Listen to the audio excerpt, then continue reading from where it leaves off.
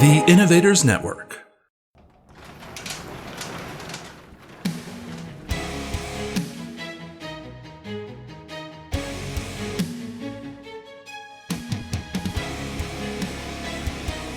This is Killer Innovations, a show about ideas, creativity, and how you can innovate.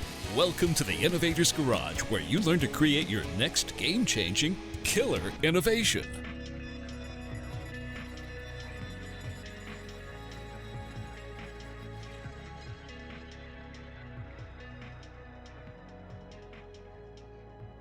Well, welcome to Killer Innovations. I'm your host, Phil McKinney. We are here in the studio on the ranch in northern Colorado. The weather so far has been fantastic for the last couple of weeks. A little warm, but nothing to complain about. Beautiful view of the Rocky Mountains here from the ranch. Yes, that picture behind me, if you're watching the live stream or you're watching this later on YouTube, is actually a view from the ranch here in Colorado. It actually is not a live picture. The studio has a 35-foot by 12-foot green screen, so that image is actually coming in via the green screen.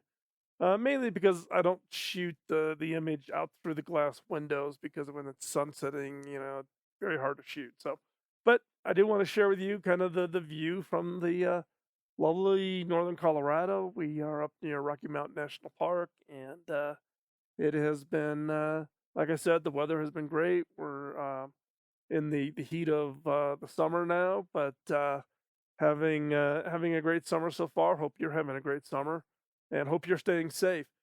Today's show is we're gonna kind of I don't know what you want to call it, circle back around over the last, I don't know, half dozen shows. Probably the ones that I do that are just me, not with guests. I've been sharing different elements of of innovation and how to change your thinking styles and different pieces and elements. Today's show is I want to take a step back and bring this all back together. Now, some of you may say, hey, what you're going to cover today, I've covered in the past, and I've covered portions of it. But my goal is to give you a kind of a structure. I'm sharing with you the exact structure, the exact construct that I use, and I've used it with all of my teams over many years, both at HP and Cable Labs, where I'm the CEO now at, to organize the work around innovation and how do we think through all of those component pieces. And so, with that, let's hop in and talk about, what are these things? So, the thing I want to talk about today is what I call the innovation framework.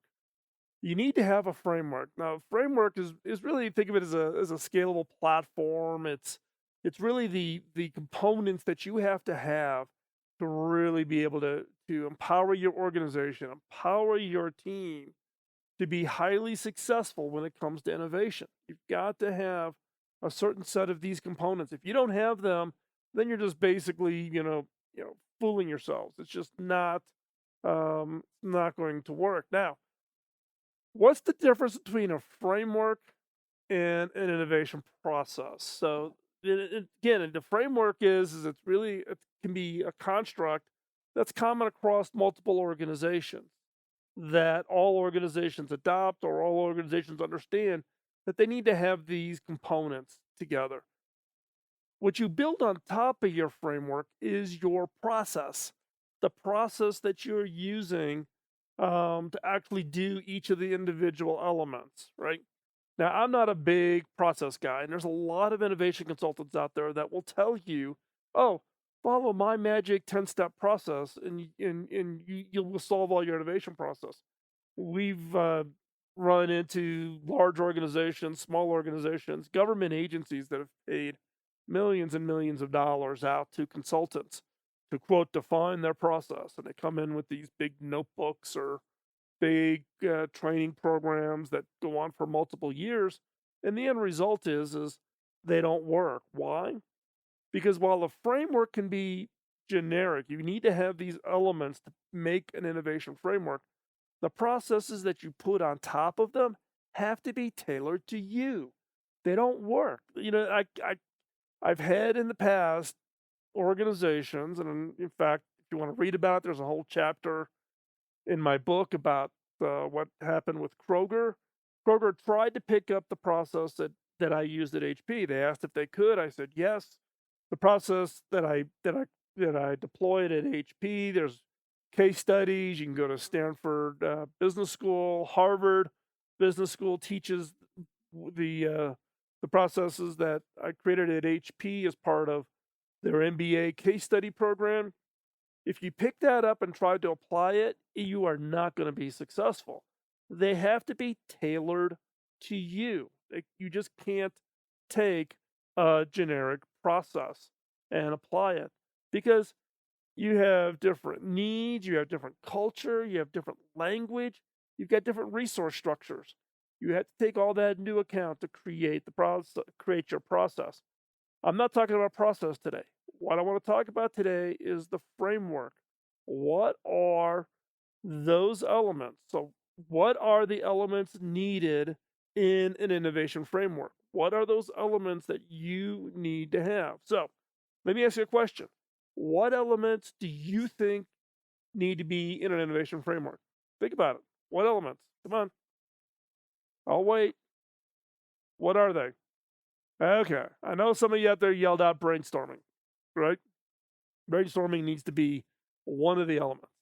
And however, I get what you were intending to say, but let me clarify because language is important, right? And besides, I would put brainstorming into a category of a process, right? Because brainstorming is a very specific method of doing what? Of generating ideas. So it's not about brainstorming, it's what I would call ideation. Ideation is the process of generating ideas. There are a lot of different ways to do that. You can do that with brainstorming, you can do that with, electronic suggestion boxes, right? So instead of using the term brainstorming, that's a very specific process, and brainstorming may work for you, and you may want to tailor brainstorming to work better within your organization, right? But ideation is the framework element. You need an element of your innovation framework is about idea generation, and that's the definition of ideation. So we have ideation. What are some of the other elements that need to be in an innovation framework? Come on, what do you think about? Well, execution, right? And you probably are already geared up to hear me give my quote once again. And what is that quote? Ideas without execution is a hobby. I don't know about you. I'm not in the hobby business. Putting ideas in an idea notebook, and look, I got crates of notebooks here in the studio, going back, 40 years of my career, with all kinds of ideas in them. Ideas without execution is a hobby. You have to execute. You need to have execution. So do you think ideation and execution and that's it? That's all you need in the framework? What else? What are other elements that you believe should be in in an innovation framework? Right?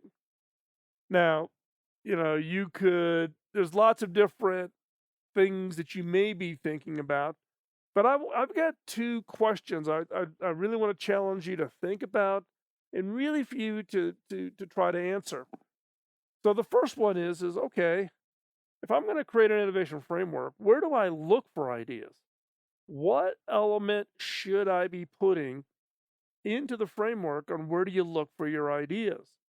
Now, some people believe that the ideas should come from, I don't know, you slip on the, bar of soap in the bathtub, you bang your head, you jump up, eureka, right? Never's worked for me, right? So where do you go look for ideas? Where do you source ideas? Where do you source the things, the sparks that say, hey, we need to go, do that? Is it from customers? Customers can be a good source of those, right? I, however, have a different opinion that customers in many cases may not be the best source of ideas. But as part of your innovation framework, you need to have some mechanism of where do you look for the ideas? Do you wait for someone to send a letter? Do you wait for someone? Is your sourcing of your ideas purely coming from, oh, I don't know, people calling into the call center to complain? But where do you look for ideas? Where do you get that spark to really generate those first set of ideas? That's question one. Question two, how do you select the right ideas to work on? How do you select the best ideas to work on? Right? If you do a brainstorming session, you got 300-400 ideas. How do you pick the best one? At HP, we would do 3,500 to 4,000 unique ideas every year, and you got to filter those. You can't do 4,000 new products a year. How do you select them? How do you select them? So for me, I want to think about, want you to think about what are those elements needed for an innovation framework. We've identified two: ideation, execution. What are some of the other pieces? We're going to cover that right after this commercial break.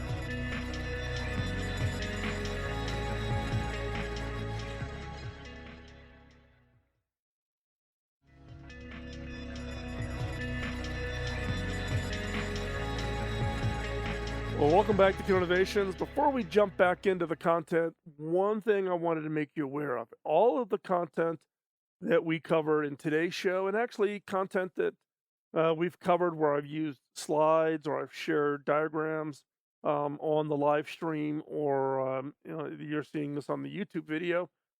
Even if you're listening on the podcast or the radio, you can get all of that material by hopping over to killerinnovations.com/download.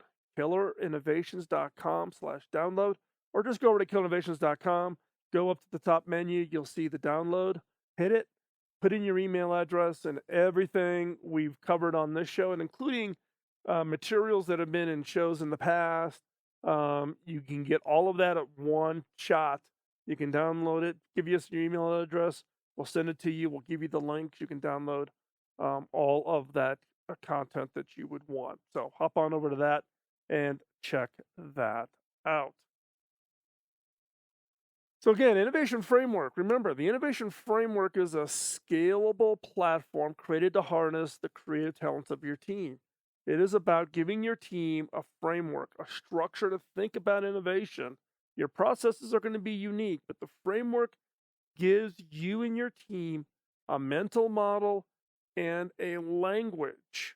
How you do it may be different, but you need to have a mental model, a framework for conversations, for motivation, for people to kind of understand the thinking, and it establishes a language. So, again, the question that I asked you was what?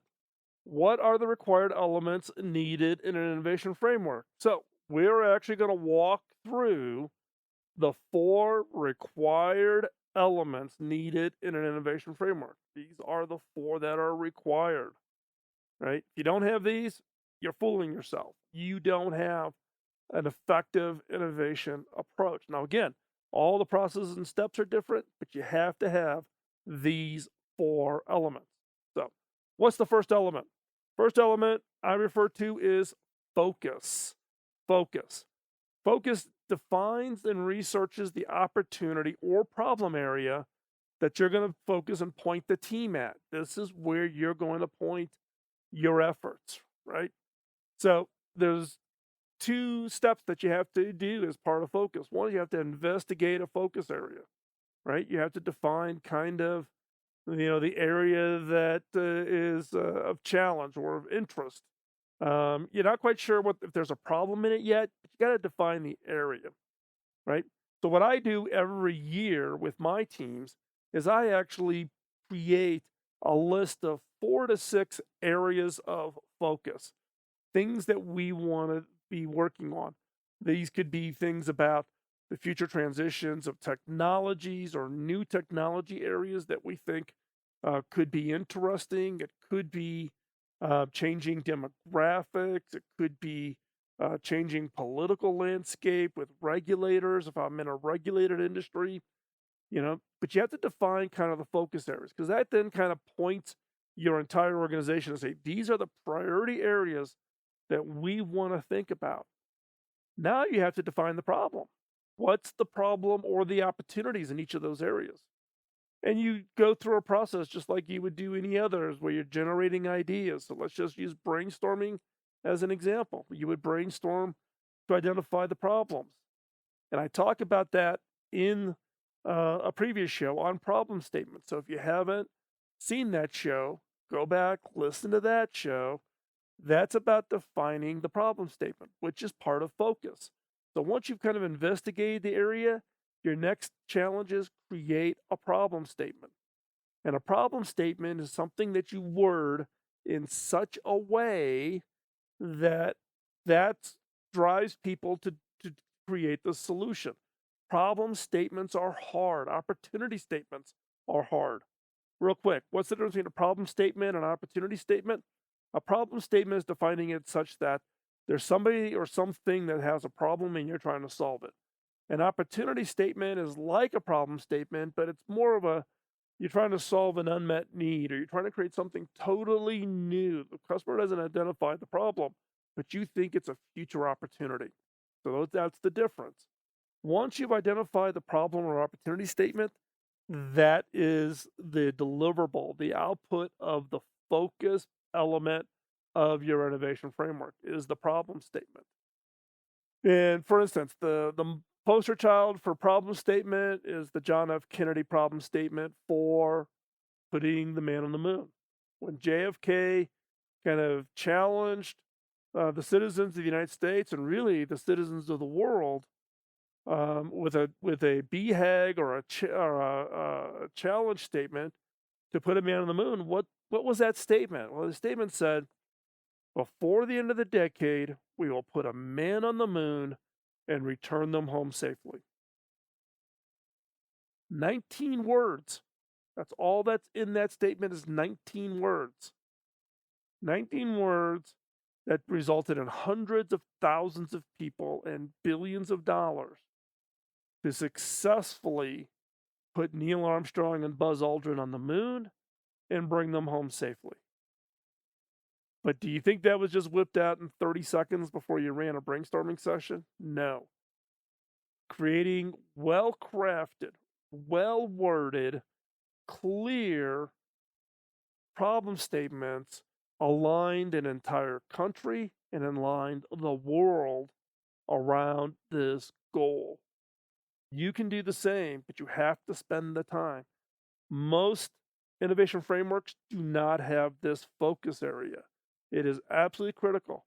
The better you are at defining this focus area and defining the problem and opportunity statements and spending the time, not only will you increase the quantity of your ideas in your pipeline, but you will radically increase the quality of the ideas. Next is ideation. Based on your focus, create a funnel of ideas that address the opportunity and problem.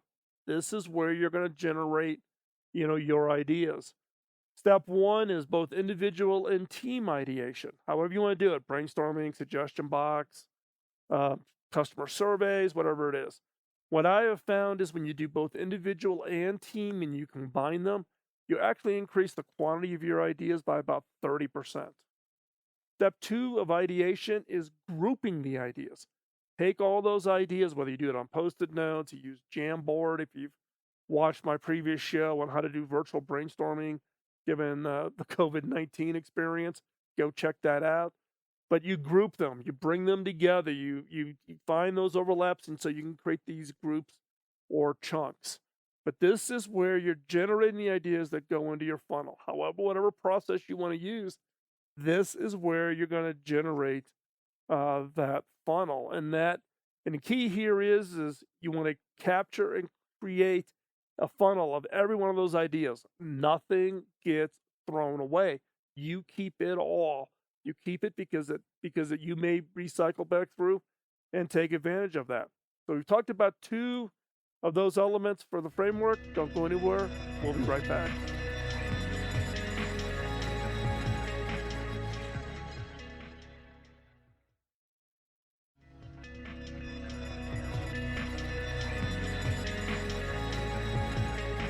Welcome back to Killer Innovations. Let's continue our conversation on what are those required elements of an innovation framework. And don't forget, hop on over to killerinnovations.com/download, and you can get a copy of all of the slides, not only for this show, but for all of the past shows where we've had support material. So just hop over to killerinnovations.com/download and check that out. Okay, so let's talk about what are the required elements needed in an innovation framework. We've covered two. What were they? We talked about focus, and we've talked about ideation.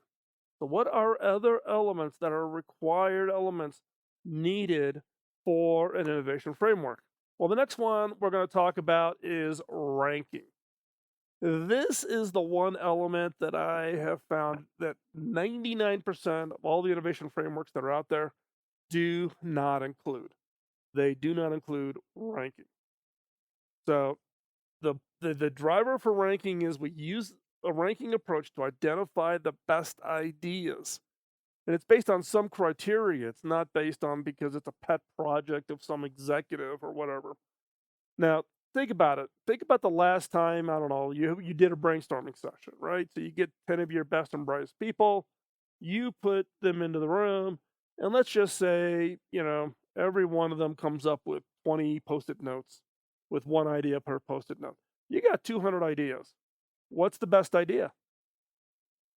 What happened in the past? What happened in the past, I'm going to bet, is somebody on your team said, "Oh, I'll type up all those ideas." You probably put them on some kind of a flip chart, or you wrote them on a whiteboard and someone snaps a picture, and someone goes back to the desk and dutifully types up all those ideas and then sends the email out.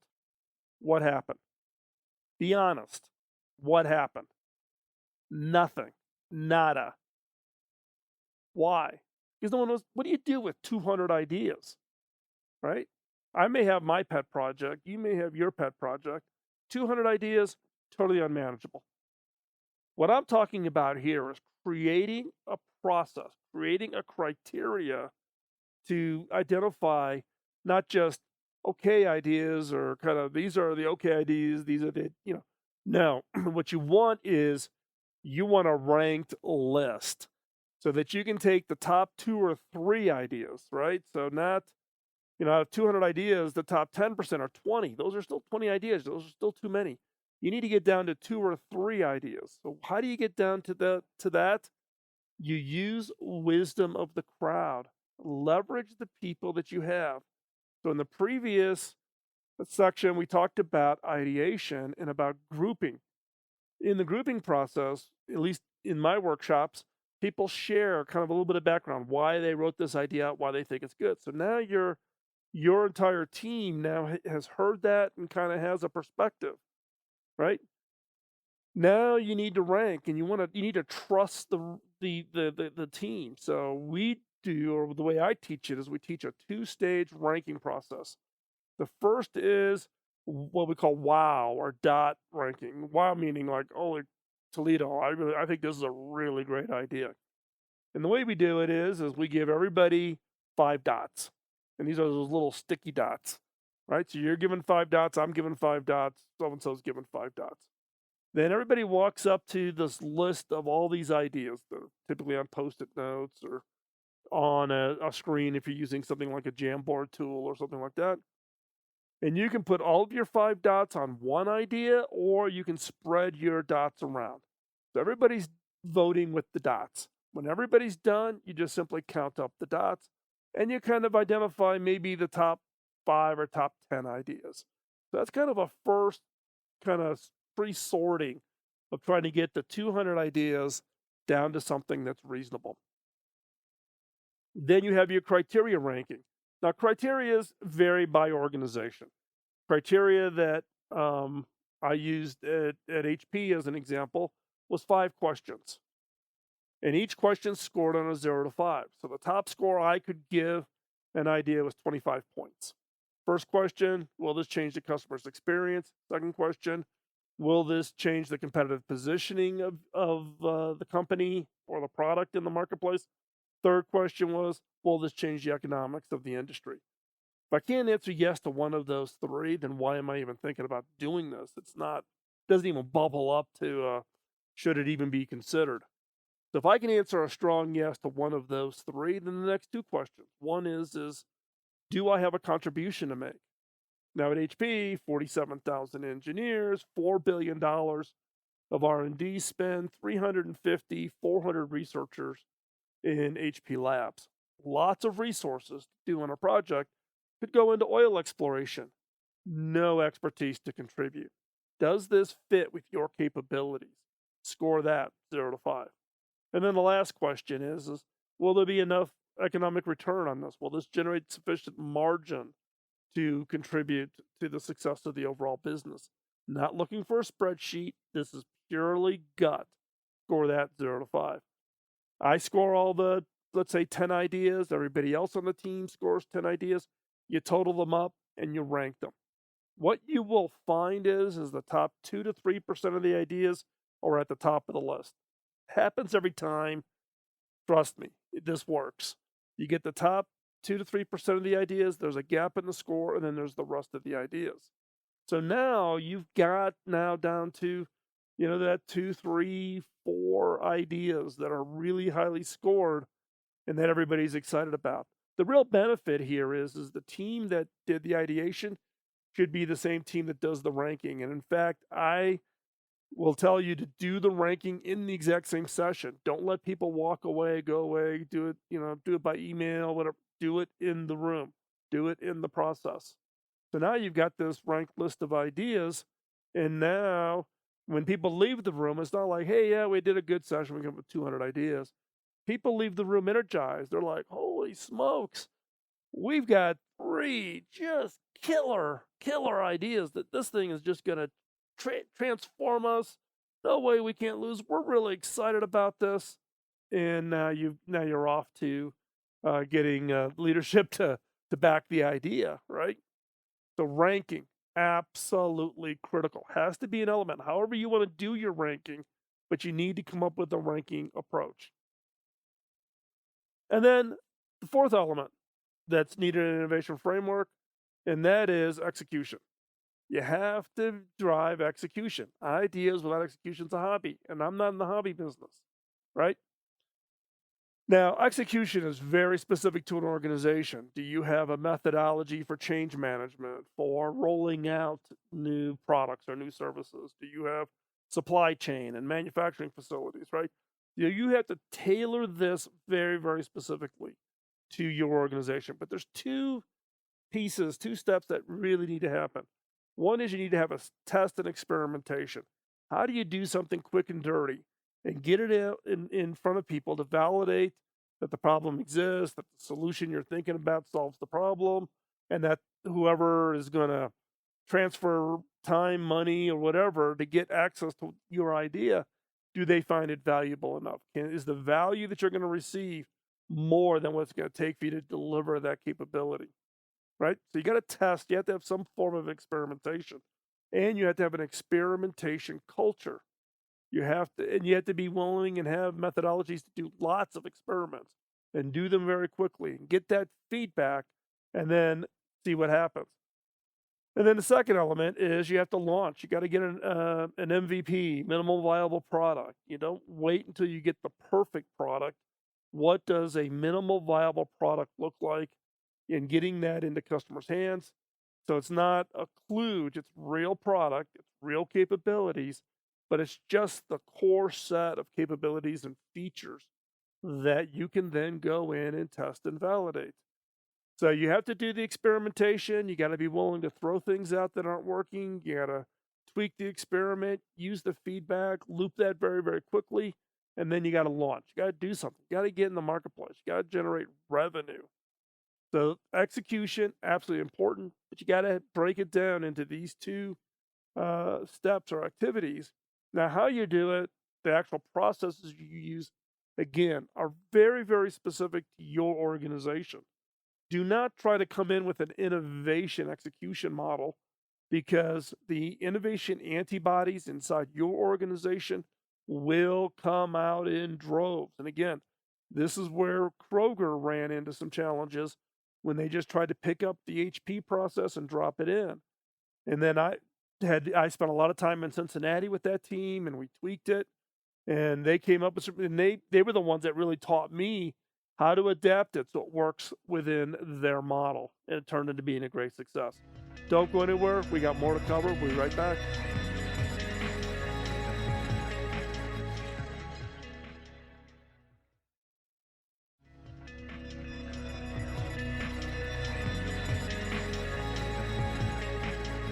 Welcome back. Let's wrap up this whole concept of what are the 4 required elements of an innovation framework. Now, we've been talking about it in the constructs of what are the individual pieces, but there are fundamentally 4 required elements that you must have in an innovation framework. And that is what I refer to as the FIRE framework. The FIRE framework focuses on these areas. One is focus, the F in FIRE, the ideation, the I in FIRE, the ranking, the R in FIRE, and E, the execution. When you bring this all together, focus, ideation, ranking, and execution, you now have all of the elements, all of the key components needed to be effective in your innovation activities. Now, each of these requires a process, and as I've said before, the processes need to be unique to your organization. How do you do things today that you can adapt to this? What language do you need to use to make sure that you don't elicit a response from the innovation antibody? So again, focus, ideation, ranking, and execution. These 4 elements are absolutely, you got to have them. If you don't have them, you're fooling yourself. You're just blowing smoke. You got to have all 4 of these elements: focus, ideation, ranking, and execution. Now, as I've said before, and I'll say it here again, this diagram, all the slides and materials for this show and past shows is available for free download over at Killer Innovations. So you can just go to killerinnovations.com/download, put in your email address. We'll send you an email because there's a lot of materials. We have everything from product launch diagramming to how to run brainstorming sessions to a whole plethora of supplemental material that we've shared on the show over its many, many years. You'll get one email with all of that on it. So if you want this graphic, you can try to capture it on the screen or whatever you want to do, but you can get the diagram by just hopping over to killerinnovations.com/download, and free of charge, and just so it makes it easier for you to get it, to understand it. Now, this framework, we talk about FIRE. This is the FIRE framework that's used literally by thousands and thousands of organizations around the world. This is the framework I teach. This is the framework that I used, and it was, an early version of it I created prior to coming to be the CTO at HP. It's one that was used at HP. This is the one that's written about both in the Harvard business case study and at the Stanford graduate school business case study. So if you want to, you can hop over to Harvard or Stanford, look it up. You can just search for Phil McKinney on both sites, and the case study will pop up. There've been lots of articles written about this. My book talks about this, but fundamentally, with this structure, you give a framework, you give a mental model to your team about how they should think about innovation. Now, frameworks are only one piece of it. You also have to teach, fundamental skills. You have to show people the mindset of innovation. And that is all part of what we refer to as box think. So the FIRE framework is part of box think, but box think is much more encompassing. It is about the mindset. It's about the framework. It's about how to change perspectives, how to teach yourself to look with fresh eyes, how to look at opportunities from inside the box, meaning constraints within the organization, how to look at opportunities from outside the box, So if you're interested in BoxThink, this has been in some more recent previous shows. You can go back over to killerinnovations.com. You could actually just go up to the search bar, put in BoxThink, and it'll point you to the show, and you can check that out. If you're specifically interested in the FIRE framework, and more specifically around ideation and ranking and how we do that, we actually have a workshop that we teach that is called the Disruptive Ideation Workshop. It's a 1 day, or in some cases, a 1.5 day workshop. This is the workshop we've done with small businesses, large globals, government agencies, Department of Defense, etc. And this is a unique workshop in the fact that what you can get is not only learning the focus, ideation, and ranking processes, but just as important, though, is that you actually do it. We do it for teams. So we go in with a problem that you want to go after. We help you, work with you to craft the problem statement, and then I facilitate the ideation and the ranking activity. So you get to see exactly how I do it. You get to experience it. Your team learns it, and then you're off to the races. Then you can then replicate that inside your organization and use it for on an ongoing basis. So check that out. It's disruptiveideation.com. You can go over to that page. Gives you a lot more information. You can submit to get contacted by the team over at the Innovators Network.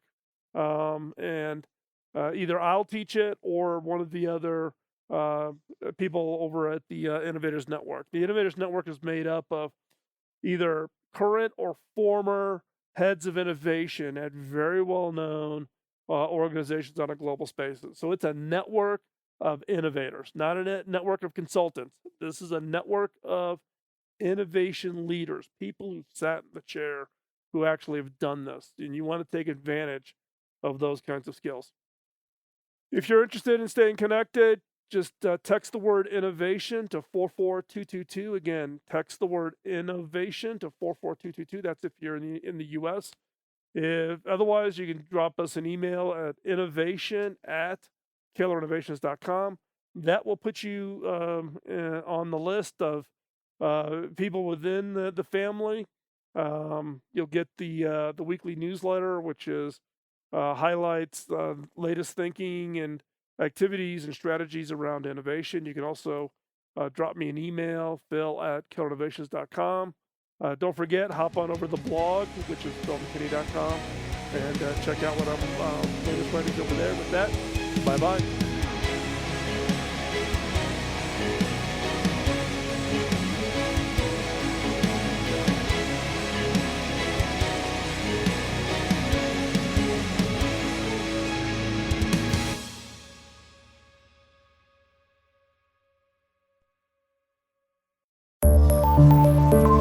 This show is distributed by the Innovators Network.